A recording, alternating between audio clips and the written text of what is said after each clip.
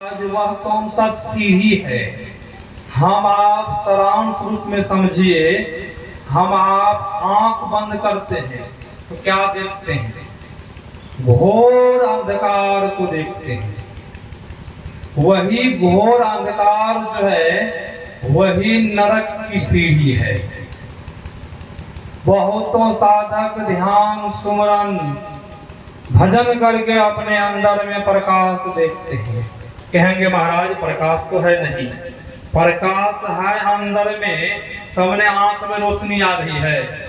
जब प्रकाश अंदर में नहीं होता तो आंख में रोशनी आती।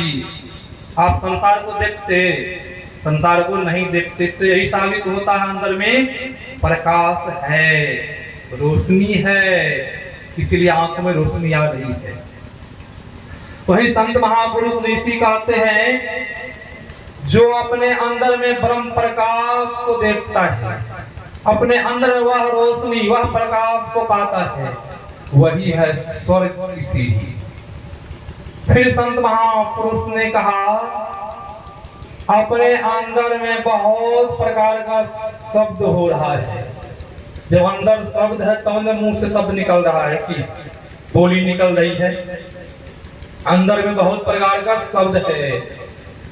संत महापुरुष ने कहा, वह ऐसा शब्द है, वह शब्द कभी बंद नहीं होता है, वह शब्द चलते रहता है।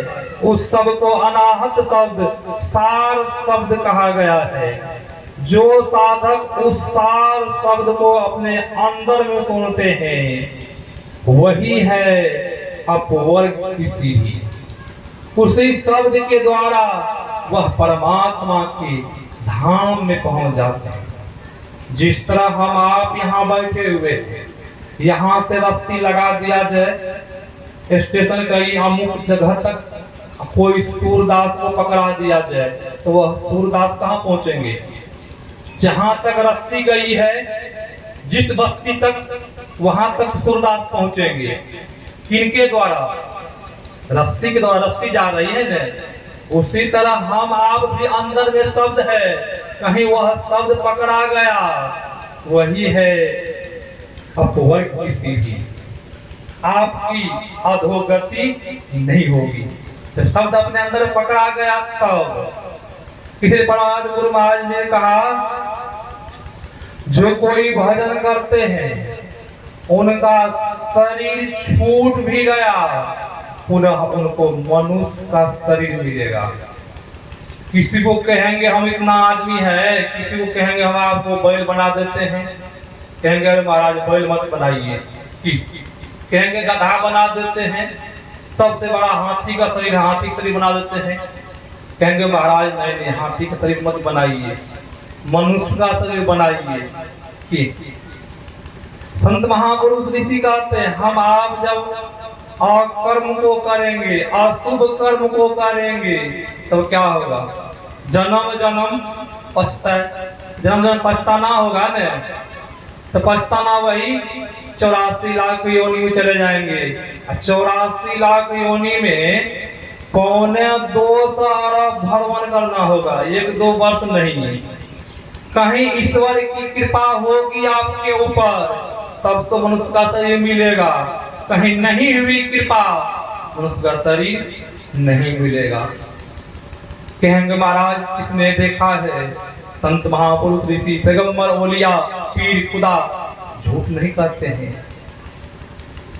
तो संत महापुरुष ऋषि कहते हैं भजन करने के लिए, अभी आप सुन रहे थे न, जाति पाति कुले धर्म में बड़ाई, धन बल परिजने गुण चतुराई, भगतिहीन नरे सो है ही कैसा, बिनु जल बारिधे देखिए जैसा।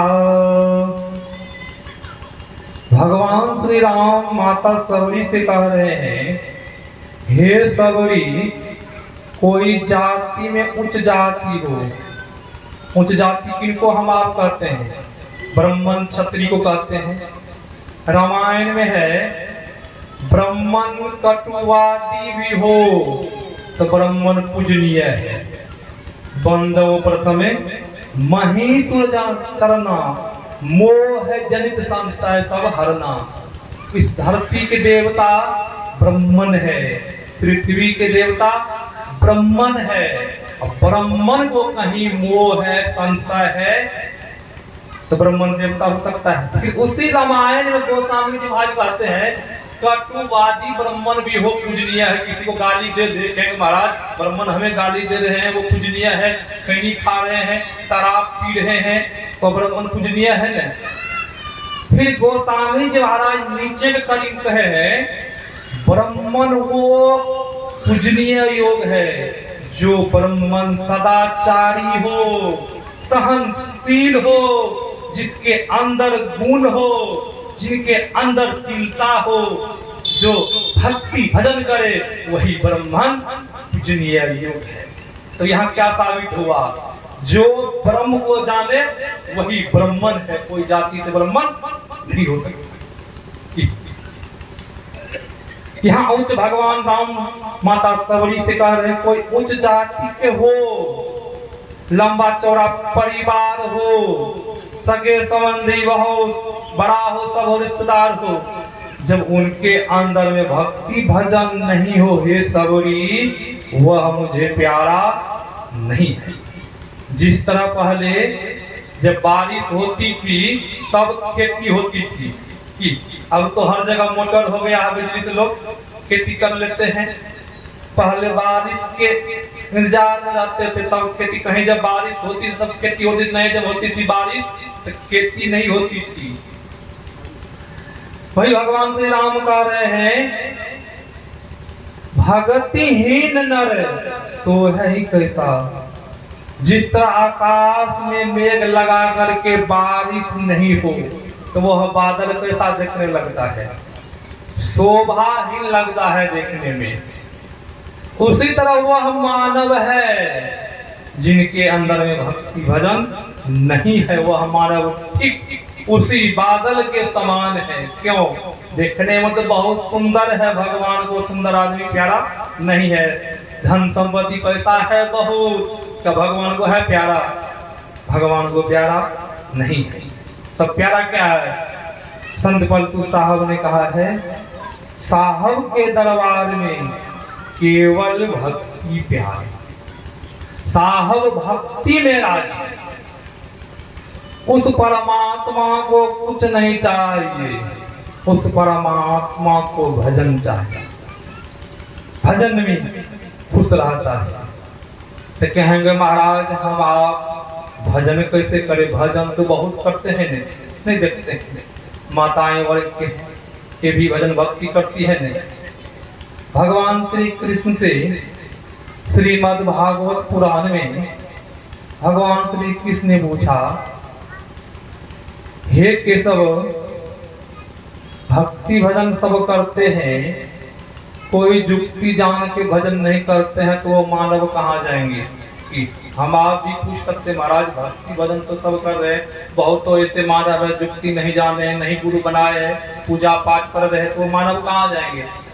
भगवान श्री कृष्ण कहने कृपा की, देवताओं का व्रत करने वाले देवताओं के पास, पितरों का व्रत करने वाले पितरों के पास, भिन्न भिन्न भूतों को पूजने वाले भिन्न भिन्न भूतों के पास, और मेरा भजन करने वाले मेरे पास आते हैं। कहेंगे महाराज भिन्न भिन्न भूत क्या है? माताएं लोग भी देवी देवता की पूजा करती है। भगवान श्री कृष्ण कहते हैं, देवी देवता के व्रत करती है माताएं वर्ग की, कहीं उनका शरीर छूट गया तो वह कहाँ जाएंगे? देवलोक जाएंगे। देवलोक जाने से पहले पुण्यात्मा को फूल की माला दी जाती है, और जब पुण्यात्मा स्वर्ग में प्रवेश करते हैं उसी दिन से गिनती शुरू हो जाती है। पुण्यात्मा आज स्वर्ग में 2 दिन रहा है, पुनः आत्मा स्वर्ग में 3 रोज रहा है, पुनः आत्मा स्वर्ग में 4 रोज रहा है। उनकी पूंजी खत्म होने पर, फूल की माला मूर्छित होने पर पुनः आत्मा को स्वर्ग से निकाल दिया जाता है। एक बार भगवान श्री कृष्ण साथ में भगवान श्री कृष्ण के अर्धांगिनी माता रुक्मणी कहीं जा रहे थे। होता क्या है, रास्ते में एक कुत्ता था। उस कुत्ता के मुंह में उड़ करके एक कीड़ा प्रवेश कर गया। भगवान श्री कृष्ण जब देखते हैं कुत्ता के मुंह में कीड़ा प्रवेश किया, भगवान श्री कृष्ण हंसने लगे। माता रुक्मणी को नहीं रहा गया।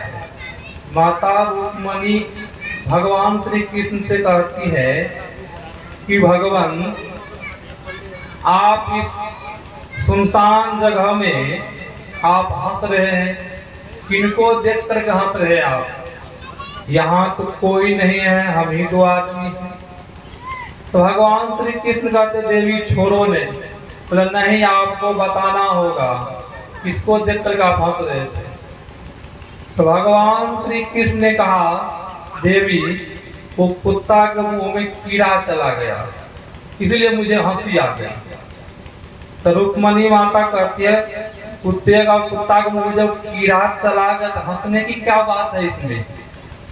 हंसने इसलिए हंसी आ गई, हंसने की बात है, ये कीड़ा पहले कुछ दिन पहले ब्रह्मा जी था, ब्रह्मलोक में रह रहा था। आज ये कीड़ा बन गया, कुत्ता के मुंह में प्रवेश किया, इसलिए मुझे हंसी आ गई कि ब्रह्मा जी था, अपना कल्याण के लिए कभी कुछ नहीं सोचा। जब अपना कल्याण के लिए कुछ सोच लेता तो आज एक कीड़ा नहीं बनता। तो हम आप भी सज्जनों, अपना आप के लिए जब कुछ सोच ले तो हम आपको नरक का द्वार नहीं देखना पड़ेगा कि नरक जाना पड़ेगा, नरक नहीं जाना पड़ेगा। तो मैं कह रहा था, भगवान श्री कृष्ण कहते हैं, देवताओं का व्रत करने वाले देवताओं के पास और स्वर्ग से भी पुनः आना पड़ता है, और पितरों को पूजने वाले पितरों के पास जाते हैं। बहुत आदमी अपना पितरों के द्वार पर, दरवाजा पर मंदिर बना देते हैं, उसकी मूर्ति बना के स्थापना करते हैं, पूजा पाठ करते हैं। अपना पितरों का पूजन करता रहा, कहीं उनका शरीर छूट गया तो वह आदमी कहाँ जाएंगे? जहां उनका पूर्वज पितर गया होगा, भगवान श्री कृष्ण कहते हैं, पार उनको वहां जाना पड़ेगा। क्यों? हम आप लिखने के कड़ी में लिख देते हैं, पूज्य पिताजी स्वर्गवास हो गया। अब पूज्य पिताजी स्वर्गवास गया है कि नरकवास गया, किसी ने नहीं देखा है। क्या कोई चिट्ठी आई है, कोई पत्र कि हम स्वर्ग में पहुंच गए हैं? किसी को आज तक कोई चिट्ठी नहीं आई है, कोई पत्र नहीं आया है। हम दुख के हालात में हैं, सुख के हालात में हैं। हम आप कैसे कल्पना कीजिए, हम आप कैसे समझे कि स्वर्ग में है कि नरक में है? कहाँ है हमारे पिताजी? वो तो परमात्मा खुद वही जान सकते हैं कहाँ किनको किस तरह का कर्म किया है। तो भगवान श्री कृष्ण कहते हैं, उनका पूर्वज जहाँ गया होगा वहां जाना होगा। फिर भगवान श्री कृष्ण ने कहा, भिन्न भिन्न भूतों को पूजने वाले, भिन्न भिन्न पंचभूत पदार्थ से शरीर बना है, अब पंचभूत पदार्थ से संसार बना है। भगवान श्री कृष्ण कहते हैं, कहीं पहाड़ के योनि में चले जाएंगे, वृक्ष की योनि में चले जाएंगे। बताइए कितना दिन रहना पड़ेगा? बहुत दिन तक रहना पड़ेगा। इसलिए संतों ने कहा, मरने के बाद बहुत लंबी आयु है, बहुत लंबी यात्रा है। कहीं पहाड़ के पर वृक्ष की योनि में चले जाएंगे, बहुत दिन तक रहना होगा। फिर भगवान श्री कृष्ण कहते हैं, भूत योनि भी है, भूतों को पूजने वाले हैं न, तांत्रिक, ओझा, दैनी योगी। कहीं भूत के योनि में चले गए, भूत की उपासना करते रहे, शरीर छूट गया, अब जहां गया होगा भूत वहीं जाना होगा आपको। भूत कहाँ रहता है? कोई गाछी वृक्ष पर। इसलिए संत महापुरुष ऋषि कहते हैं भजन करने के लिए आप। फिर भगवान श्री कृष्ण जो मुझको भजता है, मेरा भजन करता है, वह मेरे पास आते हैं। अब भगवान का भजन करने वाले भगवान के पास जाएंगे। जो भगवान के पास जाएंगे, भक्ति पूरी नहीं भी हुई तो मनुष्य का शरीर मिलेगा नहीं, यही लाभ में है। इसीलिए संत महापुरुष ने कहा भक्ति की शुरुआत सगुण से होती है और भक्ति निर्गुण में समा जाती है। कहेंगे सगुण भक्ति क्या है महाराज? जिस तरह हम आप सगुण उपासना करते, गुरु महाराज जी की तस्वीर के पास कुछ चढ़ाते हैं और मंदिर मस्जिद जाते हैं, तब क्या सगुण भक्ति है। भक्ति का अर्थ एक अर्थ होता है सेवा, सेवा का अर्थ होता है भक्ति। हम आप क्या बताइए, अभी के समय में किसी की सेवा करके हम आप खुश हैं? किसी की सेवा करके खुश हम आप नहीं हैं। क्यों? हम आप हो जाते हैं। क्या हम आप भक्ति कर पाएंगे? जब सेवा करके हम आप खुश नहीं है तो हम आपसे भक्ति होगी? भक्ति नहीं होगी। पहले हम आप जब सेवा करने, हम लोगों को क्या उत्तरदायी बनता है? माता पिता की सेवा करें कि समाज की सेवा करें। हम आप सेवा करते हैं, सेवा से उब जाते हैं, थोड़ा बहुत सेवा करते हैं, उब जाते हैं। इसलिए संत महापुरुष ने कहा है सेवा से सद्गुण है आती, जिससे जीवन सुखमय होता। जिसमें सेवा भाव नहीं, साही सुख चैन कहाँ होगा। जब सेवा नहीं करेंगे तो आप में सद्गुण आएगा। जब सद्गुण नहीं आएगा आपका परम कल्याण होगा? परम कल्याण नहीं होगा। पहले के संत महापुरुष इतनी सेवा करते थे, इतनी सेवा में रक्त रहते थे। आज सेवा से लोग हो जाते हैं। आप नाम सुने होंगे राम लगन बाबा। उस समय में राम लगन बाबा के बहुत स्थिति आर्थिक बहुत गरीबी थी और राम लगन बाबा जब छिल्ला छिलने के लिए जाते थे, गाय भैंस के लिए छिल्ला छिलने के लिए, जब छिल्ला छिलने के लिए जाते थे इतना जप करते थे, इतना जप करते थे, गुरु महाराज को साक्षात जहां कहीं देखते गुरु महाराज जी को देखते थे। और कभी कभी छिल्ला छिलते छिलते उसकी समाधि लग जाती थी और छिल्ला हाथ में खुरपी है, समाधि लगी हुई है। अरे कितना सेवा में, वो भी सेवे है। जो गुरु का ज्ञान का पालन करना वो भी सेवा है, उसी वही भक्ति है। और राम लगन बाबा कहते थे हम जहां देखते हैं गुरु महाराज जी को ही देखते हैं। अब देख लीजिए सूक्ष्म रूप में गुरु महाराज जी को देखते थे। हम आप सत्संगी हैं, गुरु महाराज जी को देख भी लेते हैं तो हम आप बहुतों के पास बखान करते हैं। हम तो गुरु महाराज जी को देखते हैं कि जो भी कुछ हम आप कमाए बखान करके हम आप सब शक्ति को खत्म कर दिया ना कि। इसलिए संत महापुरुष ऋषि कहते हैं प्रथम भक्ति संतन कर संगा। प्रथम भक्ति जो है संतों का संग है। कहेंगे महाराज कोई महात्मा तो बहुत दूर है, उनका संग कैसे होगा? संत का संग की ऐसा बात आ जाएगी ना, इस तरह की बात। बहुत तो महात्मा आपको दीक्षा दी है, महात्मा कहीं पंजाब में रह रहे हैं, जिस तरह हम लोग पंजाब में रहते हैं, बहुत तो कुप्पा घाट में रह रहे हैं। कहेंगे महाराज हमारे गुरुजी रहते हैं कुप्पा घाट में, संग कैसे होगा? की बात यहाँ आ जाएगी। तो गुरु महाराज जी ने कहा है सतगुरु चरण टहल नित करिए।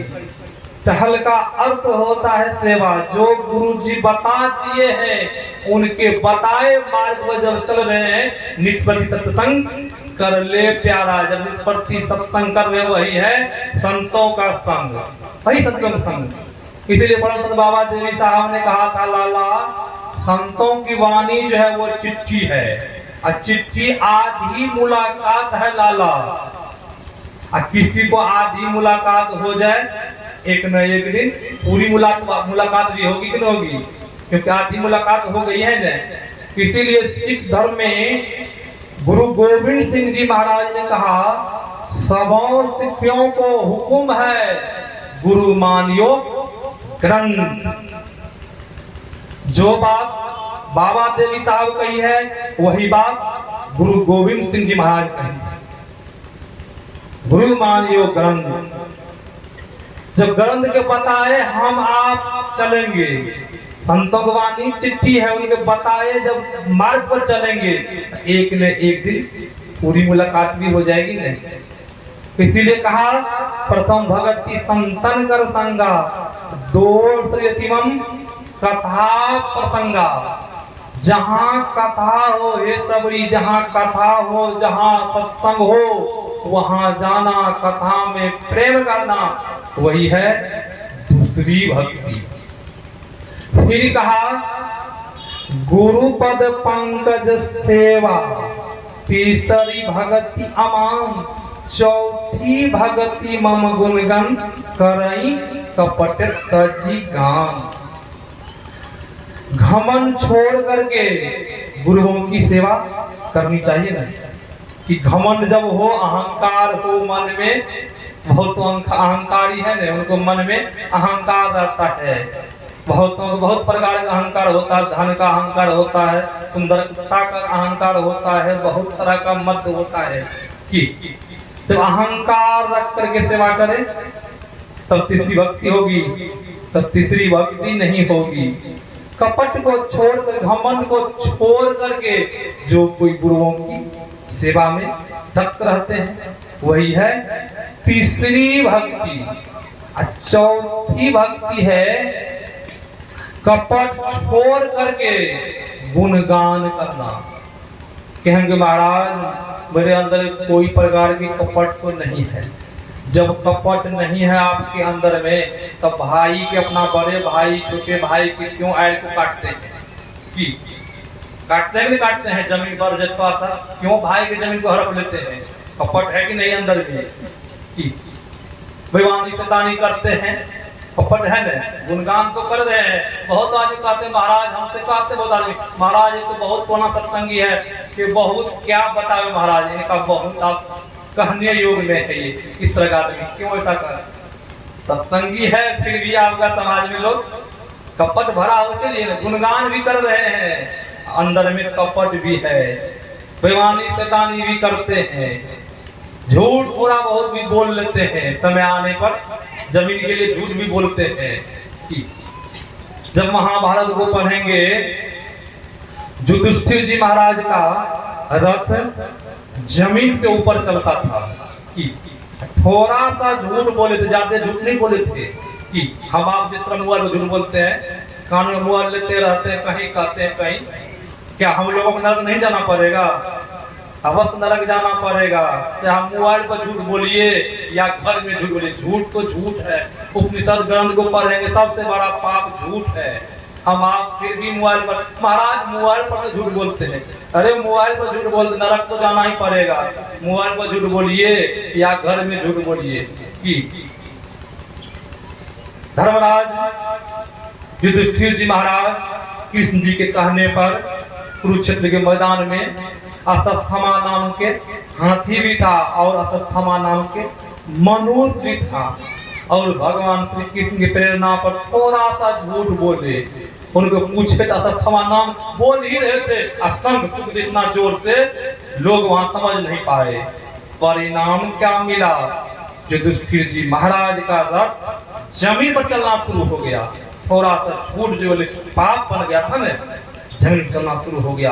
और जब धर्मराज युधिष्ठिर जी महाराज का एक पार्थिव शरीर छूटा और उनको नरक का द्वार देखना पड़ा था।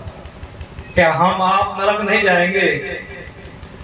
इसीलिए संत महापुरुष ने ऋषि ने कहा है कपट छोड़ करके गुणगान करने के लिए। गुणगान हम आप क्या करते हैं? जो स्तुति प्रार्थना करते हैं, यही तो गुणगान है। स्तुति का अर्थ होता है अपना ईश्वर का बड़ाई करना, अपना इष्ट का बड़ाई करना। फिर प्रार्थना का अर्थ होता है मन्नत करना, मांग करना। इसीलिए कॉलेज में, यूनिवर्सिटी में प्रार्थना होती है।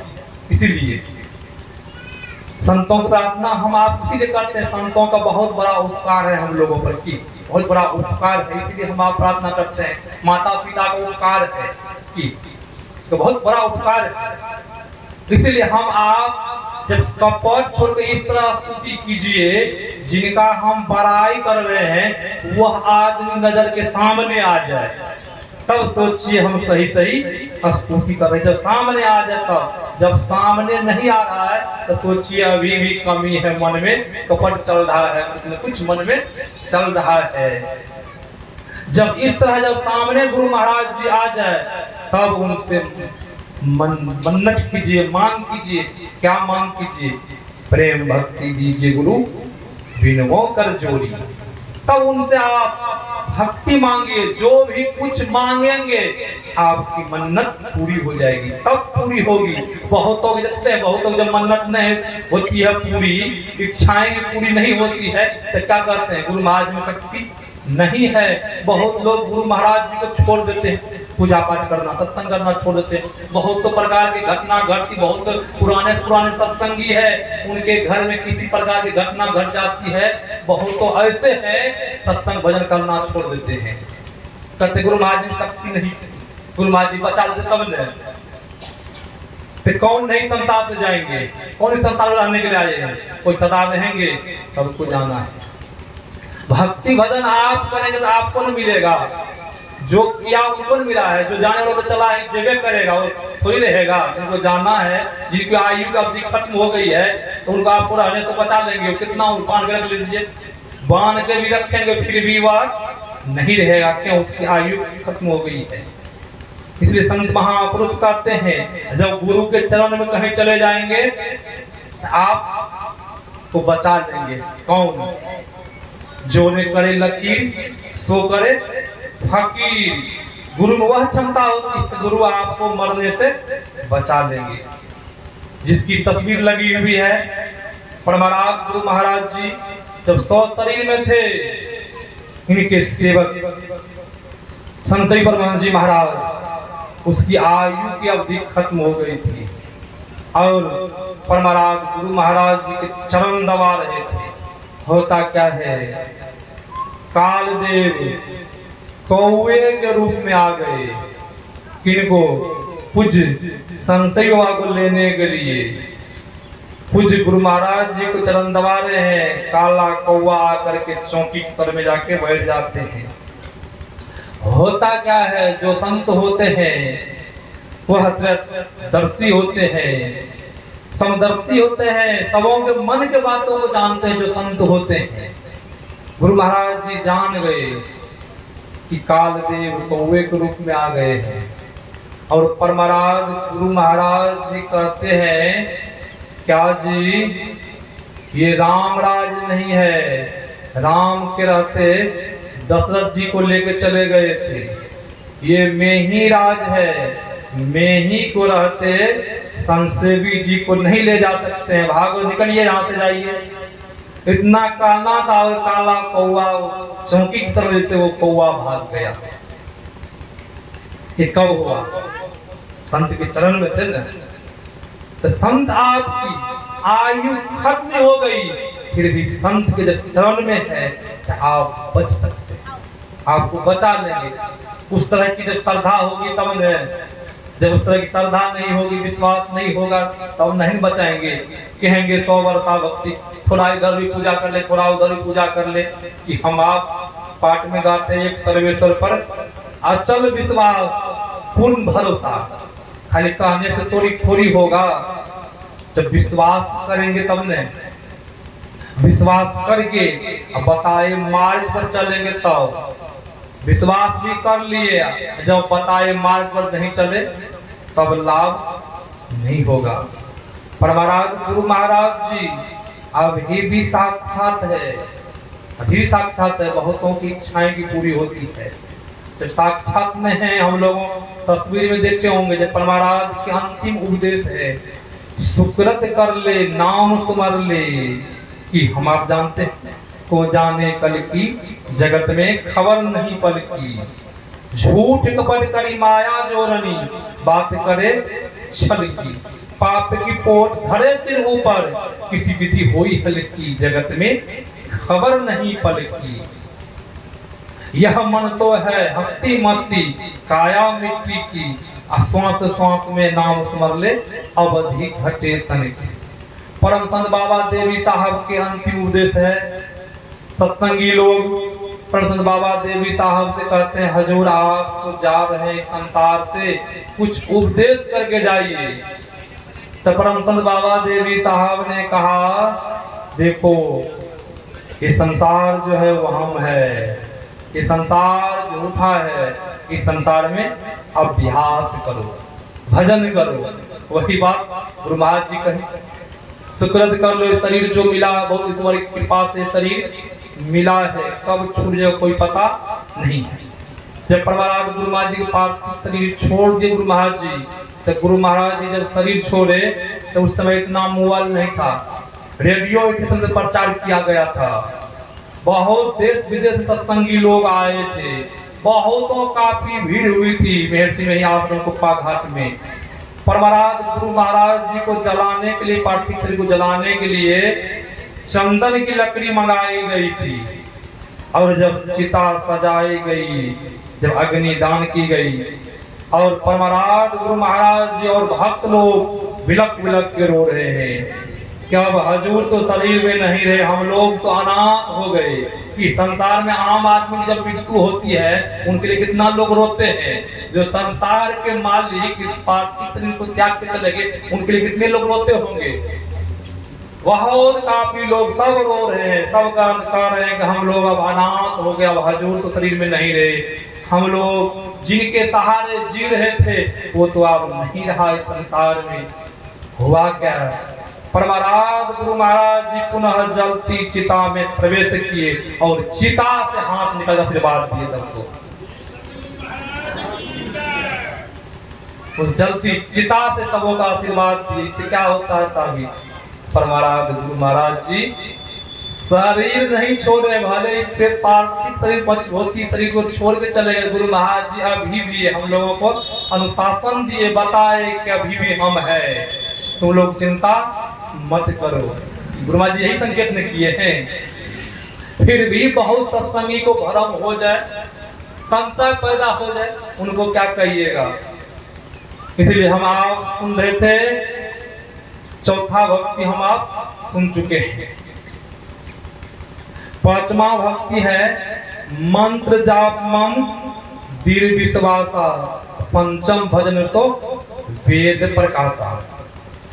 पांचवी भक्ति वही है जो मनोयोग पूर्वक दृढ़ता के साथ मंत्र का जप करते हैं। कहेंगे महाराज मंत्र का जप तो करते हैं, मन भाग जाता है, कि जप नहीं होता है। कि भगवान श्री कृष्ण से भी अर्जुन ने कहा था, महाराज आप तो बराबर कहते हैं कि सब कर्म करने के लिए और युद्ध भी करने के लिए, मैं तो कर्म भी करता हूँ युद्ध भी करता हूँ, ये चलायमान चंचल मन जो है कर्म करने के लिए नहीं देता है, कर्म करने से वंचित कर देता है। तो भगवान श्री कृष्ण ने कहा, अर्जुन ठीक ही कहते हो, ये चलायमान चंचल बहुत बेईमान मन है, किसी को कर्म करने के लिए नहीं देता है। फिर अर्जुन कहते हैं, भगवान श्री कृष्ण मैं सुना हूँ कि बैरागी सन्यासी योगी फकीर चलायमान चंचल मन को बस में कर लेते हैं, वो कैसे बस में कर लेते हैं। तो भगवान श्री कृष्ण कहते हैं, सुनो अर्जुन, बैरागी सन्यासी जो चलायमान चंचल मन को बस में करता है तो वह वैराग के द्वारा करता है। वैराग का अर्थ होता है त्याग। कहेंगे महाराज किनसे त्याग करेंगे, तो त्याग हम आप घर परिवार बाल बच्चा धन संपत्ति से त्याग करेंगे। कहेंगे महाराज जब सबसे हम त्याग ही कर देंगे तो आप ही जैसा हम भी बाजी बन जाएंगे, तो मेरा जीविका किस तरह चलेगा। कि ऐसा भी हम आप कह सकते हैं, जब सब कुछ महाराज कह रहे हैं त्याग करने के लिए, तब वैराग उत्पन्न होगा, जब वैराग उत्पन्न होगा तब आपसे भजन होगा। तो हमें तो बाबाजी बनना नहीं है महाराज, आप मुझे कह रहे हैं त्याग करने के लिए, वैराग लाने के लिए। संत एक हुए हैं, बंगाल के संत राम कृष्ण जी महाराज, उन्होंने कहा जिस तरह अमीर के यहाँ नौकरानी काम करती है, नौकरानी से जब कोई पूछते हैं कि घर मकान सब किसका है महल, तो वह नौकरानी कहती है घर मकान महल सब मेरा है। और नौकरानी का मन जानता है ये जो महल मकान है, गाड़ी घोड़ा बंगला है, ये मेरा नहीं है। मालिक के हुक्म होते ही सब कुछ छोड़ करके चला जाना पड़ेगा, मेरा यहाँ कुछ नहीं है। ठीक उसी तरह हम आप अपना आप को नौकरानी समझे, तब वैराग आपके अंदर में आएगा। जब नौकरानी अपना आप को समझ लेंगे और समझ लेंगे जो भी कुछ है सब मालिक का है, तब आपके अंदर वैराग होगा। जब वैराग होगा तब त्याग हो जाएगा। जब त्याग होगा तो भगवान श्री कृष्ण ने कहा वैराग और अभ्यास के द्वारा ये चल मन बस में होता है। तब आपसे क्या होगा, वह अभ्यास आ जाएगा आपके अंदर। तब अभ्यास क्या होता है, कोई काम शुरू कर देना। जब त्याग होगा तो आपसे वह काम शुरू होगा, तब आपसे भजन होगा। इसलिए संत महापुरुष ऋषि कहते हैं मनोयोग पूर्वक मंत्र का जप करना होगा। मंत्र जपने के समय में मंत्र में ही मन लग जाए, तब सोचिए मेरा जप सही सही हो रहा है। जब कहीं मंत्र जपने के समय में गप हो रहा है, मन भाग रहा है, तब सोचिए उस समय जप नहीं हो रहा है, उस समय जप नहीं हो रहा है। हम आप पश्चिमी भक्ति नहीं कर रहे हैं। मंत्र के द्वारा देखते हैं तांत्रिक ओझा लोग किसी को सर्प काट लेता है, मंत्र के द्वारा उनको ठीक कर देता है। तो मंत्र में शक्ति होती है। और किसी को हम आप आशीर्वाद दे दिए, किसी को शराब दे दिए, तब क्या होगा, जो भी कुछ हम आप कमाए शक्ति क्षय कर दिए ना। हम आप 5 रुपया कमाए उसी से हम दान भी कर दिए, तो कहेंगे महाराज अब कोई आदमी आ जाते हैं मुझे दया आ जाती है, बहुत रोने धोने लगते हैं, क्या करें महाराज। तो उनके लिए आप जब आपको दया आ गई है तो उनके लिए तो क्या करें, महाराज गुरु महाराज की प्रार्थना कीजिए। जिस तरह गंगा जी से कितनों पानी निकालिए, पानी उनमें खत्म होगा। अब कोई छोटी नदी है या छोटा कोई बर्तन है उसमें पानी है, गंगा जल ले आइए उससे पानी निकालिए, तो उस बर्तन में पानी खत्म हो जाएगा। तो आप गुरु महाराज जी को गंगा जी मानिए और गुरु महाराज जी की प्रार्थना कीजिए कि हे परम पिता परमात्मा, मैं उनके लिए प्रार्थना कर रहा हूँ, उनका काम बन जाए। जब इस तरह करेंगे तो उनका भी काम बन जाएगा, आपका भी काम बना रहेगा। पर महाराज गुरु महाराज जी बराहाट के गिरधारी बाबू की बेटी पगली हो गई थी, और जब परमाराज गुरु महाराज जी को पगली आई थी आश्रम रूपा घाट, जब गुरु महाराज जी को रूम में गई थी, और जब गुरु महाराज जी भगत बाबा आए तो भगत बाबा बताए हजूर बराहाट के फिरोजपुर के गिरधारी बाबू के पुत्री है। तो गुरु महाराज जी क्या बोले, मैं इस बार प्रार्थना करता हूँ ये पगली धीरे धीरे ठीक हो जाए। कि गुरु महाराज जी का सकते थे मैं ठीक कर देता हूँ, गुरु महाराज जी ने बोले जो ईश्वर परमात्मा, गुरु महाराज जी बोले मैं ईश्वर प्रार्थना कर रहा हूँ कि पगली धीरे धीरे ठीक हो जाए, और पगली ठीक हो गई। तो ये कब हुआ, जो संत महापुरुष के जो सानिध्य में पहुंचे हुए संत हैं, तो गुरु महाराज जी आशीर्वाद नहीं दे, हम आप भी गुरु महाराज जी प्रार्थना करेंगे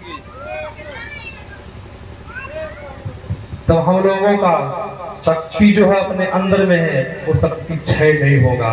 तब हम आप आगे बढ़ेंगे, आगे जाने की प्रेरणा मिलेगी ना। आपसे मानस जब बन रहा है तो मानस ध्यान करने की प्रेरणा आपके अंदर मिलेगी। जब मानस ध्यान करने की प्रेरणा मिली तो दृष्टि योग साधन करने की प्रेरणा आपके अंदर मिलेगी। जब दृष्टि योग करने की प्रेरणा मिली तो नादान संधान करने की प्रेरणा आपके अंदर मिलेगी। जब आप इस तरह शक्ति को बचाएंगे तो आगे बढ़ेंगे। जिस तरह तलांत रूप में जानिए, कोई सामान हम आप ग्रस्त है, फसल लगाते हैं, फसल लाते हैं,